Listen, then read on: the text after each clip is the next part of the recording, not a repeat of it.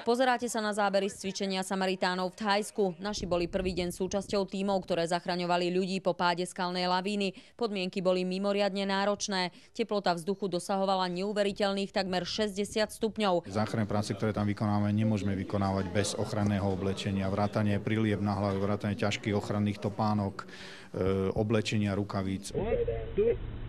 Každý si asi prežil tú svoju chvíľku slabú. Vrátane mňa osobne. Aj naši Samaritáni musia na 100% ovládať všetky postupy pri záchrane životov po veľkých katastrofách. Druhý deň tak ukázali svoje vedomosti a šikovnosť po spadnutí budovy. A nie len to. Renáta Penáci dokonca v ten deň velila všetkým záchranárskym tímom vrátane vojakov thajskej, korejskej a americkej armády. Napriek tomu, že je žena, mala rešpekt. Najťažšie bolo zosúladiť jednotky na rôznych miestach.